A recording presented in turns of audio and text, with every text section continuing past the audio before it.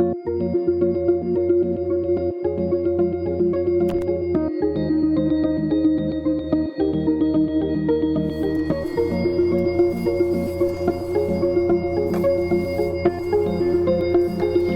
just throwing a little bit of salt, pepper, and garlic on this perfectly sliced meat. Jeff, you did a pretty good job on this. It's nice and thin.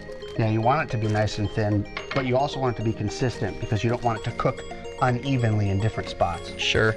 And this is just Rufus Teague meat rub. Now we're making Philadelphia cheesesteaks. Before you get started, I just had a concern. Anytime I see easy cheese, I feel judged, especially at the beach when you're drinking it right out of the can. People are weird about it. That might be the only standard ingredient we have here. Are you serious? Yeah, because a cheesesteak, very traditionally, is ribeye, onion, cheese. I'm not sure if it's Cheese Whiz or provolone, but you'll upset someone by saying one or the other. Okay. And then you put it on bread and you toast it.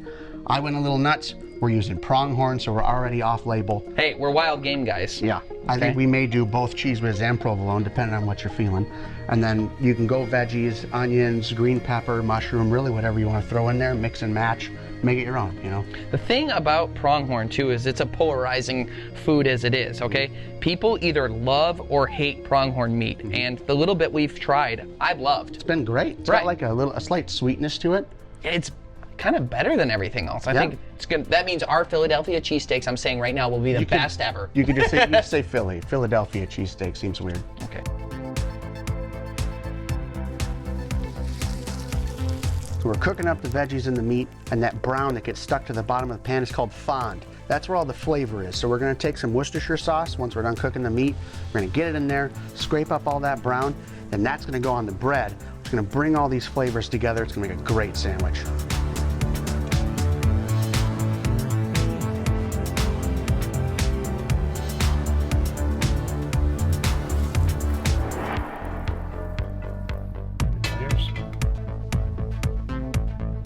I'm just gonna add a little bit more oil here and drop in the meat. Now keep in mind, this is pronghorn, it's wild game. You do not want this stuff to burn. Wild game does not taste good burning. If you were making a normal cheesesteak, you'd be using ribeye. And if you were using ribeye, then you'd have a nice fatty meat in there. We don't have that. We gotta keep this moving. If you burn it, you're gonna get a flavor you're not gonna like. So I'm gonna make sure the oil gets on it and keep it moving. I'll tell you what though, smells good. Keep in mind, this is gonna cook a little bit more in the broiler, and again, don't overcook it. So we're looking for like a medium, a little bit of pink in the center on this stuff, so we're just about done.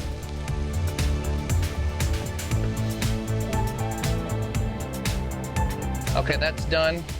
I'm gonna take it off and plate it here, just to get it off of the pan here. And then I'm going to deglaze this pan with a little bit of Worcestershire sauce. You say it quick so no one knows whether you're saying it right or not. Worcestershire, wash your sister. Wash your sister. And add the butter. So you see the brown stuff there, Jeff had been talking about it, that's the fond. That's what we're gonna be scraping up and getting going here with the butter. Okay, fond is ready. This is what makes them greasy, but this is what makes them good. Put that down, face down, and let all that just kinda soak in. Lightly toasted, they look great. This one's mine. Extra buttery. From here, it's an assembly line. You take your bread, you take your meat, you take your veggies, cheese, one, the other, or both. Figure out what you want, put it on the bread, and get it under the broiler. I went with both cheeses and the vegetables, mainly because I just wanted to use the canned cheese. Brings back old memories. We're gonna put this in the broiler for 1 to 2 minutes. That's gonna give it time to brown and make the sandwich that much better.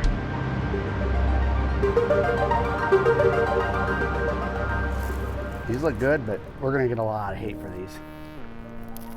We hunt and fish, we're gonna get it anyhow.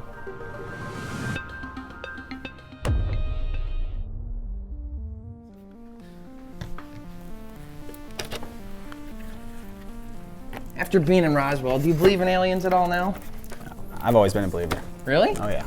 The guy said that if you were there poking around and you got too close to the wrong thing, aliens might follow you home. I don't know about that.